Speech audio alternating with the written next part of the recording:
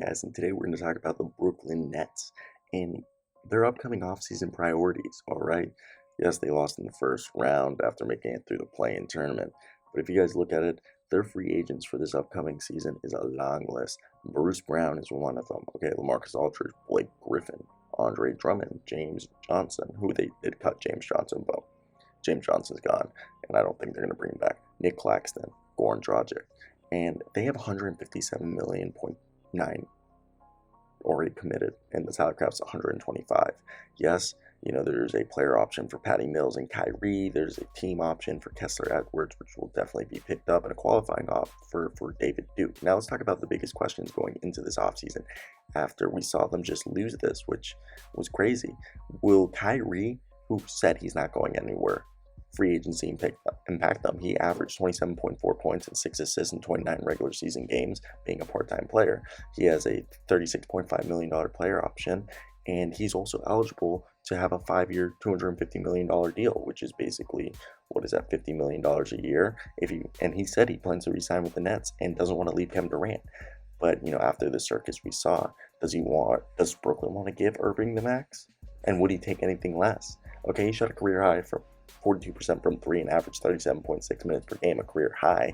And he looked brilliant at times, but then there was some inconsistency from his scheduling and just, you know, Irving's play kind of dropped off. He shot 44.4% from the field and didn't help. And now look, 2 years into this stuff, Steve Nash has had 35 different starting lineups in each of his seasons, but his rotations, decision making, handling of injuries could have been better. Nash is halfway through his 4-year deal, and injuries have been an attribution that he's had to deal with. Despite the numerous challenges, Steve Nash has kept a cool demeanor throughout the season. He's had a positive attitude. Ex-assistant Ime Udoka exposed some of Nash's inexperience by outcoaching his former boss in the first round, and Udoka's defense smothered Durant, had him overthinking a game that could have come easily, for him. Nash didn't have enough adjustments, and I don't think the Nets will move on from Nash because it would be their third coach since parting ways with, Kenny Atkinson in March 2020. And, if not for Nash, like, who would it be, And I think it's obviously Nash is the guy. And then Ben Simmons on Monday met with the team, and he woke up with back pain on Sunday and was ruled out. But what's going to go on with that? Okay, they want to bring him back physically and mentally. And look, Simmons hasn't played since the Eastern Conference Finals in June 2021, and the Nets will go into next season without any indication of how he will fit next to Durant and Irving. And Simmons has 3 years remaining on his deal.